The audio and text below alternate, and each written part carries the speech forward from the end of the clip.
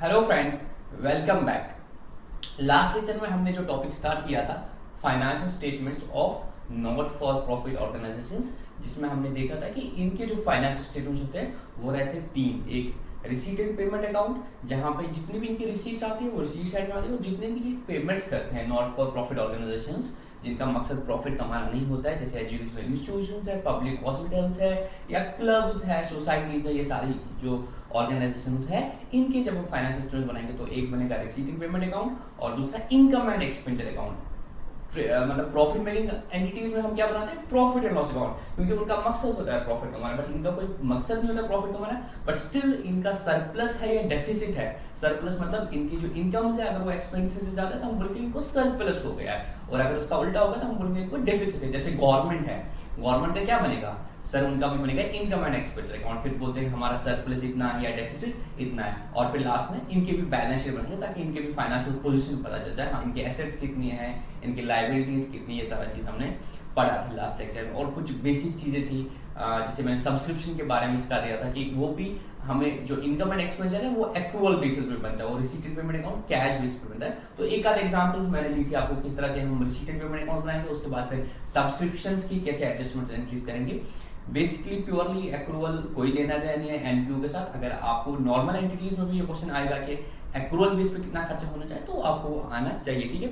आज हम अभी स्टार्टिंग में एक और क्वेश्चन करते हैं इसी चीज को लेके कि एक्रूअल बेस पे हम कितना बोलेंगे कि हमारी सैलरी कितना है, ऐसे कुछ, और उसके बाद फिर बैलेंस शीट में जो या एनपीओ में जो कुछ स्पेसिफिक टर्म्स होते हैं जैसे डोनेशन है, एंडोमेंट फंड है, लेगेसी है, ये सारी चीजें क्या होती है और इनका हम ट्रीटमेंट कैसे करेंगे, क्योंकि वंस हमें ये सारा ट्रीटमेंट करना आ जाएगा फिर आपके एग्जाम में क्वेश्चंस कैसे होंगे। आपको most likely receipt and payment account दिया होगा एंड कुछ इंफॉर्मेशन आपको दी होगी और आपको बोला जाएगा कि आप इसके बेसिस पे इनकम एंड एक्सपेंडिचर अकाउंट बनाओ और बैलेंस शीट बनाओ। तो इनकम एंड एक्सपेंडिचर कैसे बनाएंगे, कैश बेसिस में अच्छा एंट्रेंस फी इतना कैश आया है तो whether it should go to the income and expenditure और it should go to the balance sheet. इसी तरह से मेंबरशिप फी आ गई है, सब्सक्रिप्शंस इतनी आ गई है, इतनी आउटस्टैंडिंग है, इतना एडवांस है, इन सब का एडजस्टमेंट करते करते करते आप कहीं ना कहीं इनकम एंड एक्सपेंडिचर बना पाओगे एंड देन फाइनली आप बैलेंस शीट बना पाओगे, ठीक है। तो अभी बुनियाद बनाते हैं इस चीज की, एक एक एडजस्टमेंट को सीखते हैं कैसे करते हैं, उसके बाद हम टर्म्स को पढ़ते हैं, then you will be in a position to solve the questions, completed questions in which you will have to be preparing, you will have to prepare income and expenditure account and the balance sheet, ठीक है। और मैंने आपको बोला था कि इसके जो नोट्स है, अगर आप सीए फाउंडेशन के स्टूडेंट नहीं हो और ये नॉट फॉर प्रॉफिट ऑर्गेनाइजेशन की अकाउंटिंग आप पढ़ रहे हो मेरे लेक्चर से, यू विल बी कंफ्यूज कि सर जो अभी क्वेश्चन कराएंगे इसके नोट्स कहां पे मिलेंगे। तो मैंने लास्ट लेक्चर में भी जो इसका लेक्चर नंबर 1 था जो आपको देखना है, अगर आपने नहीं देखा तो मैंने वहां पे भी बता दिया था, आपने सर्च करना है @CALATEEF टेलीग्राम पे ये सर्च करो, मेरा चैनल आएगा, फाइल्स में जाओ, वहां पे आपको मिल जाएगा, ठीक है ना। तो वो नोट्स प्लीज अपने सामने रख लो। अब मैं इलस्ट्रेशन नंबर 3 कराऊंगा, बहुत ही आसान है, मैं डिस्कस करूंगा, आप समझ लेना इस चीज को। आपको अगर नहीं है नोट्स, वीडियो को पॉज करके पहले फाइल्स में जाके उस नोट्स को वहां से निकाल दो, ठीक है। Illustration 3, suppose salaries paid during 2020 by 23,000। आपने सैलरी पे कर दी, जो आपका अकाउंटेंट है उसने जो रिसीट एंड पेमेंट अकाउंट बनाया वहां से आपको पता चला आपने अभी तक जो सैलरी पे कर दी कैश में पूरे साल में वो था 23,000। The following information is available, आपकी कुछ इंफॉर्मेशन है, ये था ड्यूरिंग 2020, ठीक है ना, 2020 की इंफॉर्मेशन दी है। 2020 में आपने मेरे दोस्तों क्या कर दिया था, 23,000 की सैलरी पे कर दी। फिर बोल रहा है यार कुछ चीजें हैं, क्या है, unpaid salary on 31st March 2019. Last year को at the end of the year there was a salary outstanding 1400। मेरे दोस्तों 1400 की सैलरी आपने पे नहीं की थी, दैट इज सैलरी आउटस्टैंडिंग जो आपकी लाइबिलिटी थी। उसके बाद prepaid salary as on 31st March 2019। आपकी प्रीपेड सैलरी थी 400, मतलब लास्ट ईयर आपने 400 की एडवांस सैलरी दी थी जो आपका एसेट था। उसके बाद आप लोगों को फील आता होगा सर हाँ हमें पता है इसकी एंट्री क्या करनी है, very good. Unpaid salary on 31 March 2020, अब इस साल की बात कर रहे हैं। बोला ठीक है आपने 23,000 तो पे कर दिया, बट अभी भी आपने 1800 की सैलरी एम्प्लॉइज को इस एनजीओ ने नहीं दी है। एंड देन प्रीपेड सैलरी, आपने अभी कुछ एम्प्लॉइज को प्रीपेड सैलरी दी है। हो सकता है किसी ने एडवांस लिया हो, किसी को अभी होली थी तो उसको घर में कुछ चाहिए था तो उसने बोला मुझे एडवांस में सैलरी दे दो। एज ऑन 31 मार्च 2020, इवेंचुअली आज की डेट भी 31 मार्च है, बट 31 मार्च 2021 है। Now you are required to calculate the amount, you are required to calculate the amount to be debited to the income and expenditure in respect of the salaries and show the necessary ledger accounts। ठीक है ना? तो ऐसा question आपको exam में आ सकता है कि आपको पहले बताना है कि इस साल इनकम एंड एक्सपेंडिचर में कितनी सैलरी जाएगी। ये तो कैश बेसिस पे 23,000 था, and these are some of the adjustment, these are some of the additional information given in the question. You are required to calculate the amount of expenditure with respect to the salary. आपका salary का कितना खर्चा इस साल का। तो sir बहुत आसान है, हम इसको लेंगे बेस बना के, इन सारी चीजों का एडजस्टमेंट देखेंगे विद रेस्पेक्ट टू दिस क्या होना चाहिए, तो हम बोलेंगे इस साल का खर्चा कितना होना चाहिए। सर हाँ बहुत आसान है, जरा एक एक पॉइंट को लेते हैं मेरे दोस्तों। आप लोग मुझे बताओगे, मैं तो नहीं बताने वाला। ठीक है, हमने बोला 23,000 हमने खर्चा कर दिया, हमने कैश कर दिया, एज्यूमिंग 23,000 हमारा खर्चा है इस साल का। ठीक, फिर बोलेंगे अच्छा unpaid salary as on 31 March 2019 1400। Sir last year ना 1400 हमने अभी पे नहीं किया था, तो सर हम मानेंगे ये जो 23,000 है इसमें से हमने पहले ये 1400 माइनस करेंगे। क्यों? ये तो इस साल का खर्चा नहीं है, ये तो पिछले साल का हमने नहीं पे किया था, तो हम मानेंगे इस 23,000 में से जो 1400 है वो हमने पिछले साल का पे किया, तो क्या वो इस साल का खर्चा बनेगा? द आंसर इज नो, वो इस साल का खर्चा नहीं बनेगा। उसके बाद prepaid salary as on 31 March 2020, ये लास्ट ईयर क्या थी? प्रीपेड सैलरी, आपने एंट्री की थी prepaid salary account debit to cash, तो ये इस साल का खर्चा बनेगा। आपने 23,000 पे कर दिया, इसमें से 1400 आपने पिछले साल का पे कर दिया। Very good, making sense. तो आपने कितना पे कर दिया? अगर मैं 23,000 में से 1400 लेस करता हूं तो ये आपका निकलेगा 21,600। फिर आप बोलोगे सर हमने ना लास्ट ईयर एडवांस में 400 सैलरी पे कर दी थी जो कि इस साल की एक्सपेंस होना चाहिए, तो उसकी आप एंट्री करोगे salary account debit to prepaid salary, करोगे ये entry salary account debit to prepaid salary, तो ये तो 21,600 हो ही गया खर्चा, और वो 400 जो पिछले साल पे कर दिया वो खर्चा इस साल का है, तो इस साल वो एक्सपेंस बनेगा। सर ये प्लस 400 हम इसको ऐड करेंगे, मेकिंग सेंस? हाँ सर, तो इस साल का खर्चा 22,000 है as far as the adjustments of these two are considered. ठीक, समझ आया मेरे दोस्तों? हाँ सर, ये 1400 पिछले साल का था जो हमने इस साल पे कर दिया, तो ये माइनस हो जाएगा, और 400 हमने पिछले साल पे कर दिया था, तो वो इस साल का खर्चा है, एक्रूअल कंसेप्ट से वो इस साल का खर्चा आना चाहिए, तो 22,000। मैं इसकी अभी जनरल एंट्रीज कराऊंगा, बट पहले मैं मैथमेटिकली आपको समझाने की कोशिश करता हूं। उसके बाद अनपेड सैलरी, अनपेड सैलरी वो सैलरी जो आपने पे नहीं की है 31 मार्च 2020 को, तो ये तो इस साल का खर्चा है, हमने पे नहीं कर दिया कैश में, इसमें ये इंक्लूडेड नहीं है, बट सर ये भी तो हमारा इस साल का खर्चा है। एक्रूअल कंसेप्ट के हिसाब से इसकी अकाउंटिंग एंट्री क्या होनी चाहिए? सर इसकी अकाउंटिंग एंट्री होनी चाहिए, ये तो अभी इसकी अकाउंटिंग एंट्री नहीं की, क्योंकि आपको ट्रायल बैलेंस से पता चला कि सैलरी हमने 23,000 पे किया, ये आपको ट्रायल बैलेंस के नीचे इन्फॉर्मेशन दी गई है। सर ये अभी हमने 1800 की सैलरी तो पे ही नहीं कर दी है, इसकी एडजस्ट इसकी अकाउंटिंग एंट्री बताओ मुझे। सर इसकी अकाउंटिंग एंट्री होगी salary account debit to salary outstanding account, कितना? 1800। तो सैलरी के खर्चे में आप कितना जोड़ेंगे? सर इसमें ना हम 1800 जोड़ेंगे, इसमें 1800 जोड़ेंगे, ये हो गया 23,800। ठीक है ना? उसके बाद क्या बचा?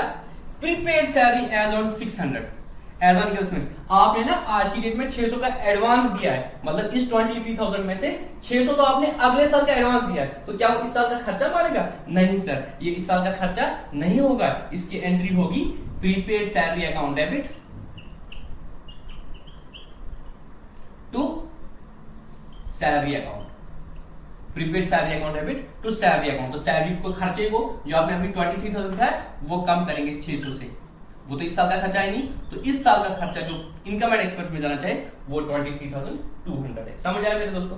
हाँ सर, लॉजिकली आपने एक एक पॉइंट को समझना है तो आपको कहीं पे भी गलती नहीं होगी। या तो आउटस्टैंडिंग होगा पिछले साल का और इस साल पे कर दिया, आउटस्टैंडिंग था पिछले साल का इस साल का पे कर दिया तो इस साल का खर्चा है ही।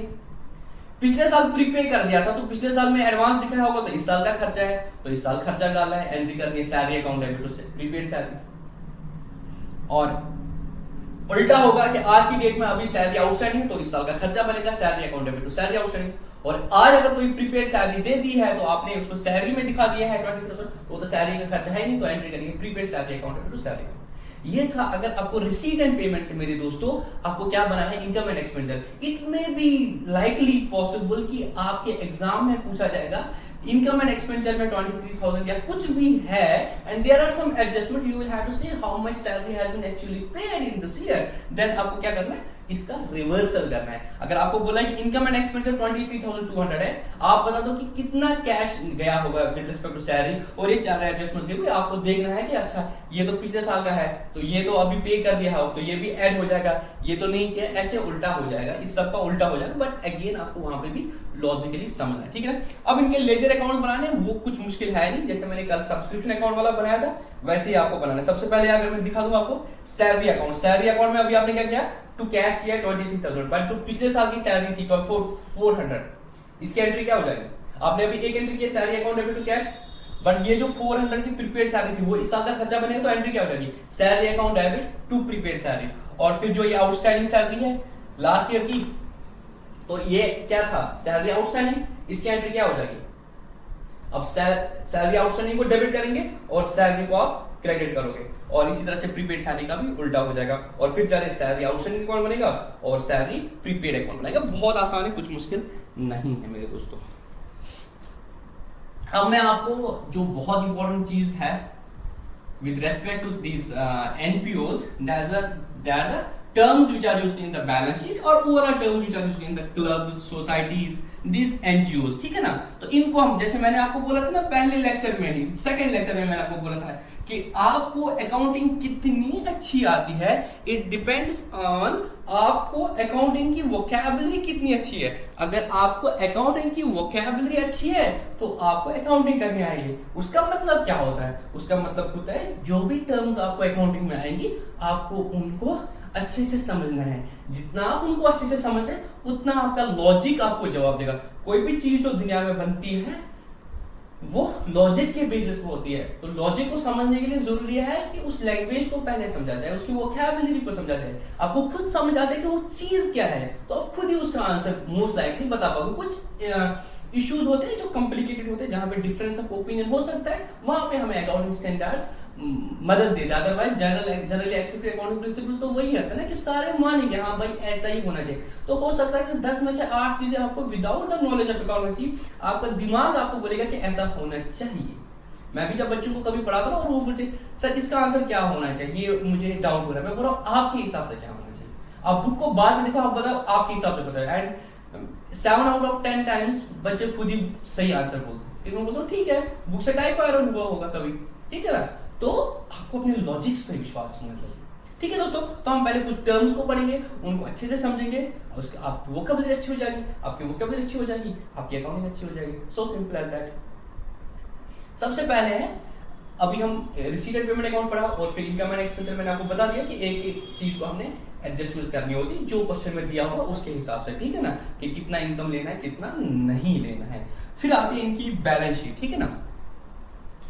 ये जो एनपीओ है इनकी भी बैलेंस शीट बनती है ताकि पता चल जाए, जैसे मैंने आपको दिखाया एजुकेशनल इंस्टीट्यूट, पता चल जाए इनका मतलब इनकी कैपिटल कितनी है, वो सारी चीज पता चल जाए। नॉट फॉर प्रॉफिट बाकी क्लब्स वो भी बनाना चाहते हैं, उनको भी बनानी है बैलेंस शीट। मैंने आपको बोल दिया कि इनकी इनकम्स एग्जाम्पल होती है ट्रस्ट की, चैरिटेबल ट्रस्ट की, एजुकेशन इंस्टीट्यूट की, तो इनकी जो गवर्निंग अथॉरिटीज होती है या इनकम टैक्स अथॉरिटीज होते हैं वो भी चाहते हैं कि इनकी ये फाइनेंशियल स्टेटमेंट्स बने, ठीक है ना दोस्तों।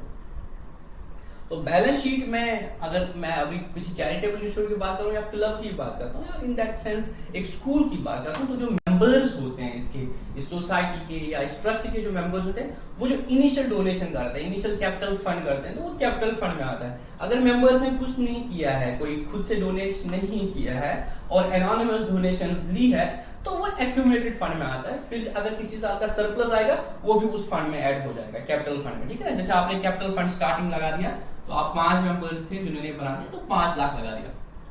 फिर ऐसे ही अगले साल रिसीट्स आ गई, पेमेंट्स कर दी, इनकम एंड एक्सपेंस बना दिया, सरप्लस आया, तो फिर सरप्लस इसमें ऐड हो जाएगा, ठीक है दोस्तों। तो सरप्लस आपका 2 लाख आ गया, ठीक है ना, तो ये बन गया 7 लाख सपोज।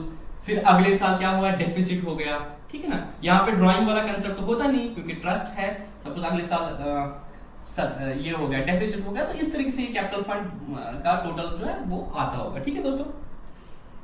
उसके बाद जो चीजें और आती है इसमें, अगर आप क्लब की एग्जांपल लेते हो, ठीक है, या कोई भी क्लब है, जैसे रोटरी क्लब है, बड़ा क्लब है वो, आप उसकी मेंबरशिप लेना चाहते हो, तो आपको क्या देना पड़ता है, आपको एंट्रेंस फी देनी पड़ती है। देते हो ना एंट्रेंस फी, स्कूल में एंट्रेंस फी देते हो, किसी क्लब में, आपने किसी स्पोर्ट्स क्लब में ज्वाइन करते हैं तो आपको एंट्रेंस फी देनी पड़ती है। अब मुझे बताओ मेरे दोस्तों, एंट्रेंस फी का क्या होना चाहिए? सर एंट्रेंस फी बोलो या आप इसको एडमिशन फी बोलो, सर ये तो वन टाइम होती है। To become the member of this club, to become the member of this NGO or not-for-profit organization, you have to pay a lump sum amount as an entrance fee. तो ये आपका क्या है, revenue receipt है कि capital receipt है उस organisation की? सर ये कैपिटल रिसीट है, ये कैपिटल रिसीट है, समझ आई बात?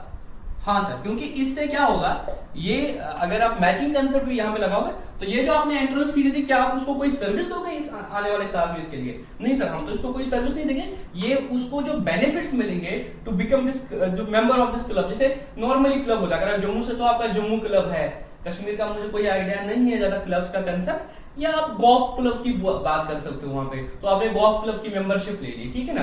तो आपको जो एंट्रेंस फी एडमिशन फी बनाते हो, तो वो है कि जितने भी प्रिविलेज आपको मिलेंगे ओवर योर लाइफ, जितना भी होगा, जितने का उनके मेंबरशिप है, तो वो उस क्लब की कैपिटल रिसीट है, तो वो उसके रेवेन्यू रिसीट में नहीं जाएगा। मगर अगर क्वेश्चन में स्पेसिफिकली आपको बोला है, क्वेश्चन में कुछ भी बोला जा सकता है, अगर क्वेश्चन में बोला कि 50% of the entrance fee is to be treated as revenue receipt, तो आप क्या करोगे? अगर आपको 2 लाख की एंट्रेंस फी मिली तो 1 लाख को अपने इनकम एंड एक्सपेंडिचर में लेना और 1 लाख को आपको डायरेक्टली कैपिटल फंड में ऐड कर देना बैलेंस शीट, तो उसको अपने इनकम एंड एक्सपेंडिचर में नहीं लेना है। बट नॉर्मली अगर होगा, अगर कुछ क्वेश्चन साइलेंट होगा, तो आप बोलोगे एंट्रेंस फी कैपिटल रिसीट है, इसमें कोई भी ऑब्लिगेशन आपकी उस आने वाले साल के लिए नहीं है, तो मैचिंग कंसेप्ट के हिसाब से कुछ भी इस साल नहीं जाना चाहिए, सारा का सारा कैपिटल जाना है। बट अगर क्वेश्चन में बोला है कि 50% एंट्रेंस फी जो है वो पहले साल की रेवेन्यू में लेना है, तो 50% आप रेवेन्यू में लोगे और बाकी 50% आप कैपिटल में लोगे। अब बोलोगे ऐसा क्यों होगा 50% एंट्रेंस फी या एडमिशन फी? कभी कभी ऐसा होता है कि क्लब्स बोलते हैं कि आप ज्वाइनिंग करो और 1 साल की जो आपकी एनुअल फी होती है, सपोज जो आपकी एनुअल फी होती है, इसके बाद क्या आता है, नॉर्मली आपके पास सब्सक्रिप्शन फी आता है, जो मैंने कल के लेक्चर में बोला था, या एनुअल मेंबरशिप फी जो होती है। अब जो एनुअल मेंबरशिप फी देनी होती है वो तो हर साल देनी है मेंबर्स को, तो वो इस साल का इनकम एंड एक्सपेंडिचर में जाएगा, है ना, इनकम एंड एक्सपेंडिचर अकाउंट में जाएगा। इसी तरह सब्सक्रिप्शन फी भी इनकम एंड एक्सपेंडिचर में जाएगा, क्यों? रेवेन्यू रिसीट है, इस साल के इनकम एंड एक्सपेंडिचर में जाएगा मैचिंग कंसेप्ट के हिसाब से। अगर कभी एंट्रेंस फी एडमिशन फी दिया और बोला है कि आपको ना 1 साल की जो मेंबरशिप फी है वो माफ है, तो आप बोल सकते हो नॉर्मल मेंबर्स को अगर 2000 रुपया मेंबरशिप फी देनी होती है साल की, तो आप इसने एडमिशन फी सपोज 5000 दे दी, तो आप 5000 में से क्या करोगे? सर 2000 हम मानेंगे इनकम एंड एक्सपेंडिचर में हो और 3000 आप कैपिटलाइज करोगे। समझ आई बात? अभी क्वेश्चंस भी आएंगे तो और क्लैरिटी आ जाएगी। तो सब्सक्रिप्शन का मैंने आपको बता दिया था, कल क्वेश्चन भी किया था। उसके बाद है लाइफ मेंबरशिप फी। आपने लाइफ मेंबरशिप ले ली, अगेन लाइफ मेंबरशिप क्या है? Capital receipt. लाइफ मेंबरशिप क्या है? कैपिटल रिसीट है। बट एक और चीज यहां पे हो सकती है कि अगर आपने लाइफ मेंबरशिप दे दी और आपको फिर बोला कि कोई एनुअल मेंबरशिप नहीं देनी है, एक तरीका है, आप क्या कर सकते हो कि जितना भी आपने लाइफ मेंबरशिप में तो ले लिया उसको कैपिटल फंड में, बट आप जितना हर साल नॉर्मल मेंबर को जो लाइफ मेंबर नहीं बनना चाहता है बट एनुअल मेंबरशिप देना चाह रहा है वो, ठीक है ना, तो उसको एनुअल मेंबरशिप जितनी फी होती है आप इसमें से वो रेवेन्यू में हर साल ले सकते हो। समझ आई बात? मतलब लाइफ मेंबरशिप फी आप नॉर्मली कैपिटल रिसीट मान लो, ठीक है ना। बट अगर उसको एनुअल मेंबरशिप फी नहीं देनी पड़ती है और बाकियों को देनी पड़ती है जिसने ये लाइफ मेंबरशिप फी नहीं ले ली, तो आप मैचिंग कंसेप्ट के हिसाब से उतनी इनकम तो ले सकते हो इनकम एंड एक्सपेंडिचर में।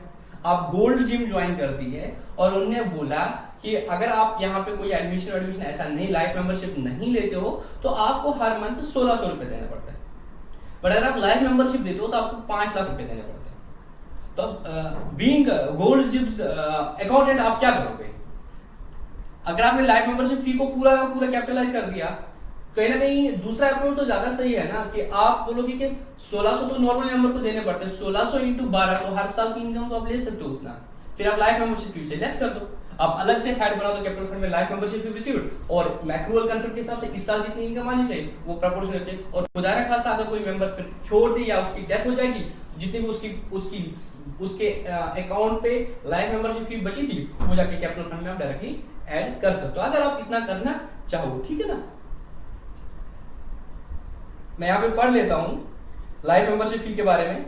फी रिसीव्ड, आपके पास नोट्स तो है ही, fee received for life membership is a capital receipt as it is of non recurring nature. ये भी एक बहुत इंपॉर्टेंट चीज होता है। रेकरिंग इनकम है नॉन रेकरिंग, जो नॉन रेकरिंग होती है उनको हम कैपिटल रिसीट बोलते हैं। जैसे हम बोलते हैं सेल ऑफ फिक्स्ड एसेट, तो बार बार तो नहीं करते, हम इसको बोलते हैं कैपिटल रिसीट है। और जब जो चीज बार बार आती है तो उसको हम रेवेन्यू रिसीट बोलते हैं, ठीक है ना। For adjusting the lump sum subscription collected from life member, one of the following methods can be adopted, ठीक है ना। आप इनमें से कोई भी अडॉप्ट कर सकते हो जो आपको सही लगेगा। First, the entire amount may be carried forward in a special account until the member dies। तो आप अलग से एक, जैसे ये कैपिटल फंड आ गया, यहाँ पे लाइफ मेंबरशिप फंड आ गया, ठीक है ना। तो जो भी मेंबर लाइफ मेंबरशिप फी देगा वो इसमें लगेगा, और जिस दिन वो बंदा छोड़ दिया जाए इस ऑर्गेनाइजेशन को या उसकी डेथ हो गई, अब तो वो कोई सर्विस हमसे नहीं लेगा, तो तब जाके ये कैपिटल फंड में ऐड कर सकते हो। Second thing is an amount equal to the normal amortization may be transferred every year to the income and expense account। तो इसने अगर annual membership 5 lakh they the, had this person not taken the life membership fee, he would have paid around 15,000 per year। So you will consider 15,000 as an income and expenditure to life membership 5 lakh में से वो 15,000 हर साल आप less करते जाओगे और income and expenditure में normal जितनी इनकम होगी वो लोगे, ठीक है दोस्तों। और कुछ और पॉइंट्स है जो हम डिस्कस करेंगे और उसके बाद हम इस पोजीशन पे आ जाएंगे, हम इस चैप्टर के क्वेश्चंस कर सकेंगे, ठीक है ना दोस्तों। मतलब क्वेश्चंस, कॉम्प्लिकेटेड क्वेश्चंस। ये चैप्टर बहुत आसान है, प्रोवाइडेड आप इस चैप्टर को लॉजिकली समझोगे। मेरा ये फेवरेट चैप्टर होता था, हमारे में भी शायद 12th में नहीं था, सीए इंटरमीडिएट में ये होता था, एनपीओ वाला चैप्टर। आपके एग्जाम में ये मतलब कोर्स में ये सीए फाउंडेशन में है, बट टॉपिक बहुत आसान है, आप लॉजिकली समझने चाहो तो। डोनेशन जो मिलती है, अब डोनेशन का ट्रीटमेंट क्या रहेगा? यतीम ट्रस्ट को डोनेशन मिल गई, अब डोनेशन को क्या करेंगे? सर डोनेशन दो तरह की होती है, एक होती है जनरल डोनेशन और दूसरा होता है स्पेसिफिक डोनेशन। जनरल डोनेशन मतलब ऐसे ही दे दी, ठीक है, आप चैरिटी जमा करने गए या लोग आके गए, ये लो हमारा नियाज था, नजरुल नियाज था, ये था वो था, ठीक है ना। तो वो सारी जनरल डोनेशन कहां पे जाएंगे? वो जाएगी इनकम एंड एक्सपेंडिचर अकाउंट, ठीक है, रेवेन्यू रिसीट्स है। अगर स्पेसिफिक डोनेशन की, या आपको सिर्फ इसी चीज के लिए यूज करना है, तो वो आप इनकम एंड एक्सपेंडिचर में नहीं लेते हो, बल्कि आप इसका एक फंड क्रिएट करते हो और उस पर्पज के लिए ही यूज करते हो। जैसे आपको यतीम ट्रस्ट को ही बोला गवर्नमेंट ने कि आप बहुत अच्छा काम करते हो, हम आपको बिल्डिंग के लिए डोनेशन देते हैं, बिल्डिंग के लिए हम आपको डोनेशन देते हैं 20 लाख रुपए। तो क्या इस 20 लाख को इनकम एंड एक्सपेंडिचर लेंगे? नहीं सर, ये तो पर्टिकुलर बिल्डिंग के लिए है, तो ये हम क्रेडिट करेंगे बिल्डिंग फंड को। Cash account debit to building fund, क्या एंट्री हो जाएगी? Cash account debit to building fund 20 lakh रुपए। तो इसको हम इनकम एंड एक्सपेंडिचर में नहीं लेंगे। उसके बाद क्या होगा? अगर मैं बैलेंस शीट बनाने की कोशिश करूंगा, the position will be like this. After this entry the position will be like this, you will be having a building fund out here in the balance sheet. Suppose आज मिला मुझे last date में, ठीक है ना, यहाँ पे मुझे बिल्डिंग फंड होगा 20 रुपए और यहाँ पे मुझे कैश होगा 20 रुपए। अदर थिंग्स आर देयर, मैं उनको ब्लर रख रहा हूँ, कुछ है यहाँ पे, ठीक है। मैं आपको सिर्फ इस एंट्री का इंपैक्ट दूंगा। Then what will happen next year? Next year आप क्या करोगे मेरे दोस्तों? आप बिल्डिंग को बनाओगे? द आंसर इज यस, हम बिल्डिंग को बना देंगे। फिर क्या हो जाएगा?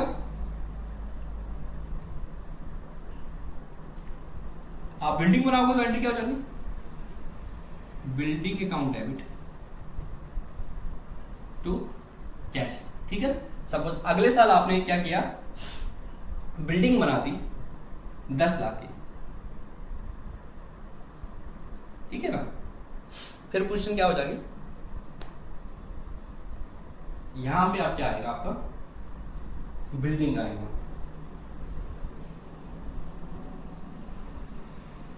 10 लाख।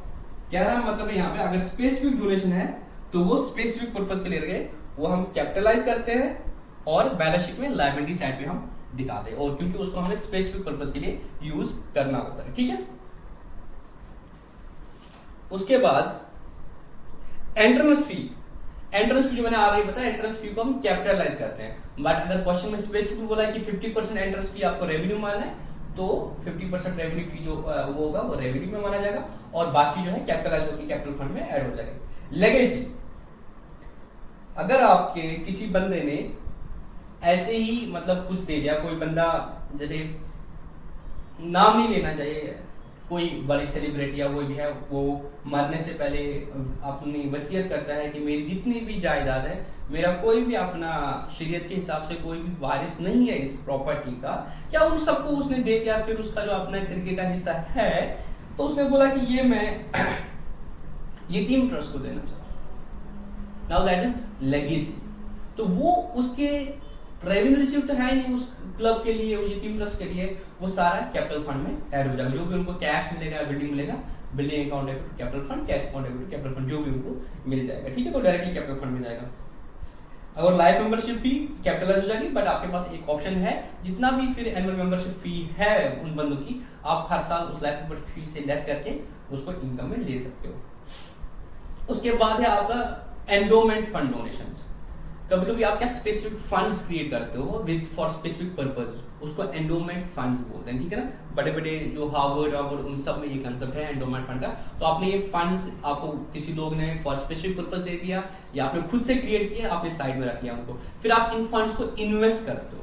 तो जो आपका पर्पस होता है कि ये हमें ना कंटिजेंसी में काम आ जाएगा, तो इनसे हमें कोई ऐसा खर्चा करने की जरूरत नहीं है अभी। तो आप जैसे हम रिजर्व्स क्रिएट करके रखते हैं ना, घर में इन्वेस्टमेंट करके रखते हैं, इस तरह से क्लब्स भी क्या करते हैं, या तो मतलब ये जो एनपीओस होते हैं, या इनको स्पेसिफिक डोनेशन आते हैं एज एंडोमेंट फंड, या अपने बाकी कैपिटल से क्रिएट करके एंडोमेंट फंड में रखते हैं, और वहां से फिर इन्वेस्टमेंट करते हैं, और जो इन्वेस्टमेंट की इनकम आती है उसको खर्चा करते हैं, और एंडोमेंट फंड को इंटैक्ट रखते हैं नॉर्मल। समझ आई बात? नहीं आई समझ? दोबारा बताओ।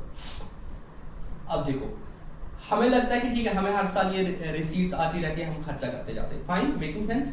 तो हम बोलते हैं कि ठीक है, इसको हम कैपिटल फंड में, क्यों ना हम कुछ ऐसा कंटिजेंसी फंड क्रिएट करके रखें कि अगर खुदा ना खास्ता बाद में कभी हमें इमरजेंसी आ गई, ठीक है, अभी तो हमें डोनेशन आ रही है, कभी सपोज लोग इस पोजीशन में नहीं है कि डोनेशन, तब हमें ये जरूरत पड़ेगी, तो आप एक एंडोमेंट फंड क्रिएट करते जाते हैं, ठीक है। तो आपने एंडोमेंट फंड में पैसे डाले, तो रिजर्व क्रिएट करते रहे, चाहे इनकम एंड एक्सपेंडिचर सरप्लस था या स्पेसिफिक डोनेशन आ गई, आपने एंडोमेंट फंड में वो रखी, और कॉरस्पॉन्डिंग अमाउंट इज कैश, आपने उस कैश को कहीं इन्वेस्ट कर दिया, आपने एफडीज कर दिया है, शेयर्स खरीदे, कहीं कहीं पैसा रखा, वहां से जो इंटरेस्ट आता है उस इंटरेस्ट को तो आप यूज करते हो, उस इंटरेस्ट को आप यूज करते हो खर्च करें, बट इस प्रिंसिपल अमाउंट जो होता है एंडोमेंट फंड का, उसको आप खर्चा नहीं करते हो, अनलेस अदरवाइज आपको हालत बहुत खराब है, तब आप इस एंडोमेंट फंड से यूटिलाइज कर सकते हो। अदरवाइज आप चाहते हो कि एक आपका कॉर्पस रहे ऐसा, आपका ऐसा फंड रहे जिससे जो आपको फिर मुसीबत के वक्त काम आ जाए, उसको एंडोमेंट फंड बोलते हैं। तो इसको कैपिटलाइज करना होता है, वहां से अगर कोई इनकम आ जाएगी वो भी इसमें ऐड करनी होती है, और फिर उस इनकम को अगर खर्चा कर दिया तो इस एंडोमेंट फंड से लेस हो जाएगा, रेवेन्यू रिसीट में या रेवेन्यू एक्सपेंडिचर में वो नहीं जाएगा।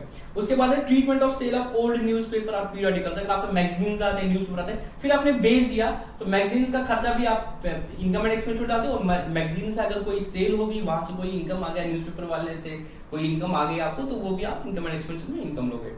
और फिक्स्ड एसेट्स का भी अगेन सेम टीम है, आप उसको इनकम एक्सपेंडिचर में capital receipt, okay. Sale of fixed asset क्या है, क्या बार बार ये करना चाहते हो? नहीं, हमें बार बार नहीं करते, तो again this is capital receipt, but इसमें जो प्रॉफिट और लॉस होगा वो आप इनकम एंड एक्सपेंडिचर होगा। तो जस्ट लाइक एक नॉर्मल बिजनेस में जो एंट्री होती है सेल ऑफ फिक्स्ड एसेट को, वह यहाँ पे भी यही करेंगे, ठीक है ना। उसके बाद फिर ऑनरेरियम, अगर आपने किसी गेस्ट को बुलाया और उसको आपने कोई मतलब क्या बोलते हैं, मतलब आता ना कोई गेस्ट स्पीकर आता है, फिर आप उसको ऑनरेरियम देते हो, चाहे वो in the form of cash हो या काइंड हो, अगेन दिस योर एक्सपेंडिचर, वो इनकम एंड एक्सपेंडिचर में जाएगा। ठीक है, उसके बाद फिर हम बैलेंस शीट बनाते हैं। बहुत आसान है, मैं आगे नहीं बोलता हूँ। आपको रिसीट एंड पेमेंट दिया होगा, आपको कुछ एडिशनल इन्फॉर्मेशन देगी, आपने हर एक चीज को लॉजिकली देखना क्या होना चाहिए, उसके बाद आपको इनकम एंड एक्सपेंडिचर अकाउंट बनाना है। एक क्वेश्चन करते हैं, इलस्ट्रेशन नंबर 4। ठीक है, हाँ, इलस्ट्रेशन नंबर 4 हम करते हैं। टाइम एग्जैक्टली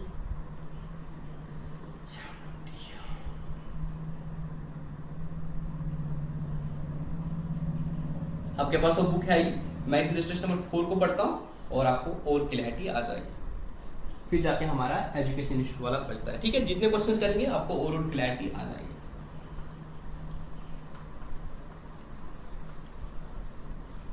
आप लोगों को कोई भी डाउट आता होगा, मेरा नंबर तो आप लोगों के पास है, मेरे चैनल के डिस्क्रिप्शन पे भी आपको मिल जाएगा, तो आप मुझे मैसेज किया कर लेना कोई भी डाउट होता होगा आपको, क्योंकि मैं ये नहीं चाहता हूँ कि आपको वो फील आए कि यूट्यूब है, अगर हम कहीं पे लाइव क्लास लेंगे तो हम सर से डाउट पूछ सकते हैं। आप मेरे से भी डाउट पूछ सकते हो, बट एक तरीका होता है, आप मुझे मैसेज करो कि सर हमारा ये डाउट है, प्लीज रिप्लाई कर देना। मुझे अगर लगेगा कि मैं आपको डाउट थ्रू वॉइस नोट ही समझा सकता हूँ, क्लियर हो जाएगा, नहीं तो मैं कॉल भी करता हूँ। ठीक है ना, मैं इलस्ट्रेशन नंबर 4 पढ़ता हूँ, आप भी प्लीज अपनी बुक से देख लेना। Following is the receipt and payment account of the new bird 40 club, नाम भी बहुत सही है, for the year ended 31 March 2020। ये सारा दिया है, बैलेंस बीडी इतना था, आपको सब्सक्रिप्शन का जो इनकम आ गई 2018-19 का आपको 65,000 रिसीव हो गया, और 19-20 का आपको 3,55,000 रिसीव हो गया। फिर डोनेशंस आपको मिली, एंट्रेंस भी आपको मिला, ये आपकी रिसीट्स थी। और पेमेंट साइड में आपने सैलरी एंड वेजेस पे कर दिया 1,65,000, आपने ऑफिस एक्सपेंस पे कर दिया 35,000, आपने स्पोर्ट्स इक्विपमेंट पे कर दिया 342, एंड बाकी खर्चे, एंड आपका बैलेंस बचा है 1,45,000। Now there is an additional information, the first thing is outstanding subscription for the year ended 31 March 2020 55,000, और ये आपको सब्सक्रिप्शन क्लब की इनकम होती है। तो ये आउटस्टैंडिंग कंसेप्ट से ये नहीं समझना ये इनका लायबिलिटी है। आउटस्टैंडिंग सब्सक्रिप्शन आपकी इनकम होती है, और आउटस्टैंडिंग मतलब अभी बंधु ने नहीं दिया है। तो आज की डेट में अभी हमें बंधु से 55,000 लेना है सब्सक्रिप्शन, और आउटस्टैंडिंग सैलरी जो है for the year ended 31 March 2020, मेरी बुक में नहीं दिया है कुछ, आई होप आपकी बुक में दिया है। ठीक है, depreciate salary, depreciate sports for the year ended 31 मार्च, तो अपने डेप्रिसिएशन भी करना है, एंड कैपिटलाइज 50% इनकम। मेरी इसमें ना डेप्रिसिएशन वाला भी नहीं आ रहा है नोट्स में, बट मैं यहाँ नीचे से देख सकता हूँ, डेप्रिसिएशन 25% है, और जो आउटस्टैंडिंग सैलरी है वो 40,000 है। मेरी नोट्स में शायद नहीं आ रहा है, बट आई होप आपके नोट्स में है, अगर नहीं है तो नोट कर देना। आउटस्टैंडिंग सैलरी आपका 40,000 है, और डेप्रिसिएशन जो आपने करना है वो 25% करना है। तो बहुत आसान है, तो आपको क्या करना है, आप you are required to prepare the income and expense account. आपको इनकम एंड एक्सपेंस अकाउंट बनाना है, इनकम एंड एक्सपेंडिचर अकाउंट बनाना है, बहुत आसान है। देखो हम कैसे बना देंगे इसको। आपको क्या करना होता है मेरे दोस्तों, इनकम एंड एक्सपेंडिचर कैसे बनाते हो, रिसीट एंड पेमेंट अकाउंट से स्टार्ट करो। What should be approach, receipt and payment account का पहला चीज ले लो, और वहां से देखो क्या होना चाहिए। रिसीट एंड पेमेंट साइड में रिसीट साइड ले लो या पेमेंट साइड ले लो, कोई फर्क नहीं पड़ेगा, बेहतर है कि आप रिसीट साइड से ले लो। ओपनिंग बैलेंस है रिसीट का, अगर आपका ओपनिंग बैलेंस है कैश का 2,50,000, 2,50,000 ओपनिंग बैलेंस है, तो इसका कोई लेना देना है, आंसर इज नो। क्यों, आप इनकम एंड एक्सपेंडिचर बनाओगे तो इसमें ओपनिंग कैश का कोई लेना देना है। आपको सब्सक्रिप्शन मिली है 2018-19 का आपको 65,000 मिला है, और 19-20 का आपको 3,55,000 मिला है। अब आपको इस साल की इनकम निकालनी है, तो इनकम एंड एक्सपेंडिचर में बाय सब्सक्रिप्शन आपको कितना मिला है, देखो आपको मिला है 65,000 पिछले साल का मिला है, तो वो तो इस साल की इनकम आई नहीं। 19-20 का आपको 3,55,000 मिला है, ठीक, ये तो आएगा 3,50,000। जो 18-19 का था मैं वो छोड़ रहा हूं, वो 55,000 था तो मैं उसको छोड़ रहा हूं, वो तो इस साल की इनकम है नहीं, मुझे इस साल की इनकम निकालनी है। तो मैं बोलूंगा इस साल का मुझे मिला 355, और देखो एडिशनल इंफॉर्मेशन बोल रहा है आउटस्टैंडिंग सब्सक्रिप्शन है 55,000, तो 55,000 मुझे अभी और मिलना है, तो वो भी तो मैं इस साल की इनकम लूंगा। एंट्री क्या करूंगा, outstanding subscription account debit to subscription account, subscription में ऐड करूंगा मैं आउटस्टैंडिंग सब्सक्रिप्शन जो अभी मुझे नहीं मिला है। ठीक है ना, मैंने क्या किया, पिछले साल वाला छोड़ दिया क्योंकि वो पिछले साल की इनकम थी, तो मुझे मिला है इस साल के लिए 355, और 55,000 मुझे और मिलना है। तो मेरी सब्सक्रिप्शन की इनकम जो है मेरे दोस्तों वो है 4,10,000, बहुत सिंपल। क्वेश्चन में क्या किया है बुक ने, इसने पहले 4/20 लिया है, फिर पिछले साल का माइनस कर दिया, इस साल का ऐड कर दिया। मैंने पिछले साल का छोड़ दिया, मैंने बोला सीधे मुझे पता है वो पिछले साल का मिला है, मैं उसको क्यों ऐड करूंगा, तो मैं सब्सिट्यूशन किया 355 ऐड करूंगा आउटस्टैंडिंग सब्सिट्यूशन, तो मेरा 4,10,000 आ गया। ठीक है, उसके बाद आपको डोनेशन मिली है, तो डोनेशन के बारे में कुछ नीचे लिखा है? नहीं सर, डोनेशन के बारे में कुछ नहीं लिखा है, तो इस सबको हम क्या मानेंगे? जनरल डोनेशन मानेंगे, और इसको हम इनकम एंड एक्सपेंडिचर में लेंगे बाय डोनेशंस। जब स्पेसिफिकली नहीं लिखा होगा तो जनरल मानना चाहिए। डोनेशन आपको कितनी है मेरे दोस्तों? आपको 55,000 की डोनेशन मिली है, वेरी गुड। उसके बाद क्या हो गया है, आपको एंट्रेंस फी मिली है 85,000, एंट्रेंस फी मिला है 85,000। अब जरा एडिशनल इंफॉर्मेशन देखो, एडिशनल इंफॉर्मेशन बोल रहा है कैपिटलाइज 50% ऑफ एंट्रेंस फी, बोल रहा है एंट्रेंस फी का 50% ऑफ कैपिटलाइज करो, मतलब उसको कैपिटल फंड में डायरेक्टली ले लो, और बाकी 50% मतलब क्या होता है? रेवेन्यूज करो, उसको रेवेन्यू में ले लो, तो 50% कितना होता है? 85,000 का 42,500, तो वो आप इनकम मानोगे अपनी बाय एंट्रेंस फी। वो बोला है कि सिर्फ 50% ही आपको कैपिटलाइज करना है, इट मींस बाकी 50% आपका रेवेन्यू है, तो 42,500, तो ये आपकी इनकम्स आ गई। अब पेमेंट्स आपने कर दी थी सैलरी की, ठीक है ना, तो सैलरी एक्सपेंडिचर है, सैलरी आपने पे किया है मान लें 65,000। अब देखो इसके बारे में कोई एडिशनल इंफॉर्मेशन है? यस सर, ये बोल रहा है आउटस्टैंडिंग सैलरी जो है वो है 40,000 आपने 165 पे कर दिया, बट अभी बोल रहा है कि आउटस्टैंडिंग है 40,000, तो आपका खर्चा कितना है? एड सैलरी आउटस्टैंडिंग 40,000, तो आपका खर्चा है 2,05,000 सैलरी के कंटेक्स्ट में। उसके बाद आपने ऑफिस एक्सपेंसेस पे कर दिया, तो ऑफिस एक्सपेंस के बारे में कुछ लिखा है? नहीं, तो सारा रेवेन्यू एक्सपेंडिचर है, टू ऑफिस एक्सपेंडिचर 35,000। उसके बाद क्या लिखा है? Sports equipment. आपने देखना होता है कि कुछ लिखा है इन्होंने स्पोर्ट्स इक्विपमेंट के बारे में? सर नहीं लिखा है, बट मुझे बता दो, अगर स्पोर्ट्स इक्विपमेंट आपने परचेज कर दिया 3,42,000 का, तो क्या वो इसी साल खर्चा हो जाएगा? The answer is no. क्यों? वो आप एसेट मानते हो, आप अगर क्रिकेट क्लब है तो आपने स्पोर्ट्स इक्विपमेंट खरीदा, तो क्या वो इसी साल का फायदा होगा? Answer no. सर हम उसको एसेट मानेंगे और उस पर जो डेप्रिसिएशन लगानी होगी वो लगा देंगे। तो डेप्रिसिएशन के बारे में कुछ लिखा है?